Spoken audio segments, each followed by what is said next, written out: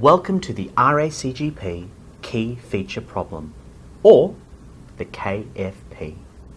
This short video will guide you through the tour of the exam. As this is an online exam, technical issues may occur but are rare. If you experience a technical issue with your computer, you must alert a room supervisor to the issue and they will assist you to continue your exam. If you encounter a technical issue, rest assured, you will not lose any exam time, even if we have to reboot your computer or move you to another computer. All of your answers are saved in real time. Therefore, if you experience a technical issue, this will not affect any responses you have completed up until this point. Candidates may commence the exam at different times. This is due to operating server only accepting candidates in batches. The time difference is very small, between 1 to 15 seconds. The exam time is the same time for each candidate. So if the exam commences earlier or slightly later than another candidate, rest assured, all candidates have the same amount of exam time.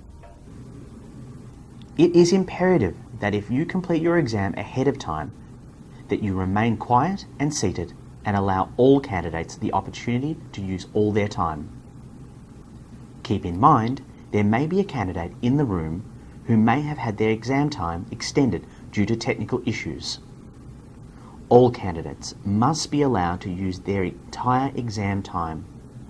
I understand you will be eager to leave the room. However, exam conditions must be maintained until the supervisor advises you may leave the room. This may take time, especially in larger rooms.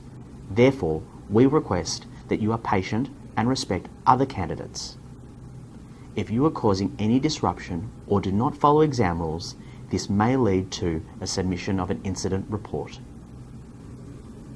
Once you have logged on, this is what your screen will look like.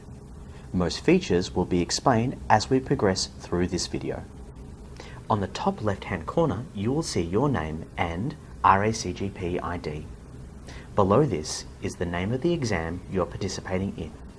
In this case, the KFP. In the box below these details, you will see the timer. This is your exam timer. This timer indicates how much time has lapsed in the green and how much time remains in the red. Once the timer has counted down to 0, your exam has finished. The grey bar above the timer shows a quick overview of your exam progress. Next is the question box. The KFP contains cases. All case numbers are displayed within this area. In every case, there is a number of questions. These questions can be seen in the grey section. You will see that when I click on a case, I can see the questions it contains. A black question number indicates the question is unanswered. A grey question number indicates a question that has been answered. This colour change occurs once you've answered all questions under each case. You can navigate to any case and any question at any time throughout the exam by clicking in this box. This is just one of the ways to progress through the exam. Another way to progress through the exam is by using the buttons marked Previous Question and Next Question. This allows you to move sequentially backwards and forwards throughout the exam. You can change any of your answers at any time by clicking back on the question. This section of the screen is another way you can view your exam progress. This shows how many questions you've completed in black, how many questions yet to be answered in green.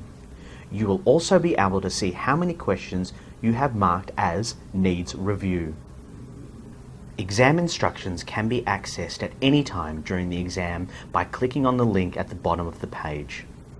To return to the exam, click on the button marked Back to Exam Paper. The exam instructions you can see here are from a practice exam. Therefore, the instructions you'll see on the exam day will be different. There are 3 font sizes to choose from for this exam. The font sizes equate to sizes 10, 12 and 14 in any computer setting. The font size can be adjusted to your preferred size by clicking on the 3 A's. The calculator can be accessed at any time simply by clicking on the calculator icon and pressing the X button to minimize it. The Needs Review feature is an excellent tool in the exam. To demonstrate this tool, I'll be using Case 1 of a practice exam. As you can see, I have answered the question, but I'm not sure about my answer and I want to revisit it. To do this, I tick the box marked Needs Review. You can now see once I've moved off the question that the Case 1 has now changed in colour and is now red, showing me that Case 1 needs review. You will also see in the bottom right hand corner that it now indicates in red that one question needs to be reviewed. The Needs Review feature is for you and you alone. The answer you have provided at the end of the exam when your time has ended is the answer that will be submitted for marking. Until the exam time lapses, it's all up to you.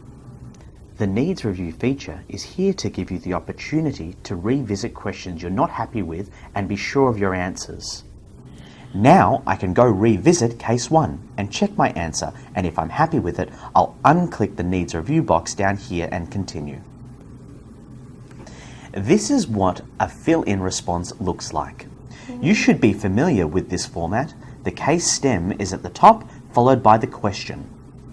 The character limit in the text box is 255 characters. You will need far less than this. If a question asks for 3 answers, do not give more than this.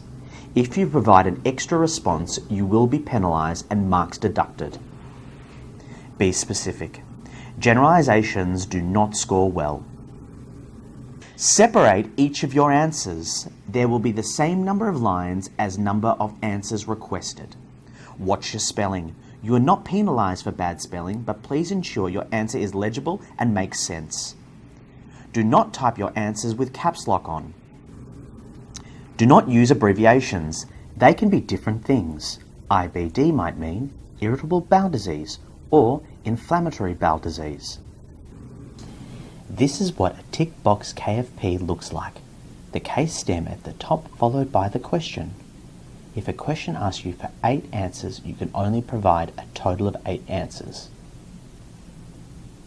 Now that I've selected my answer to these questions and pressed Next Question, you'll notice that the case is now marked as complete and has changed to a grey colour. Questions may contain images, ECGs, pathology results, etc. In order to view the image, you must follow the image instructions and click on the thumbnail to enlarge the image. To close the image and to return to the question or reduce the image size, you must follow the image instructions. I think I've reached the end of my exam and will try to end the exam before my time expires. All the exam questions have a Next Question button allowing you to progress through the exam. However, the last exam question has the button marked Finish. You will see that I still have a number of questions that I haven't answered. As I still have time remaining on my exam timer, the system will not let me finish the exam until I've answered all the questions. If you insist on ending the exam, please alert your room supervisor and they will assist you in closing the exam. But you must remain seated, quiet and maintain exam rules until directed to leave the room by the room supervisor. Best of luck on completing this component of your FRA CGP exams.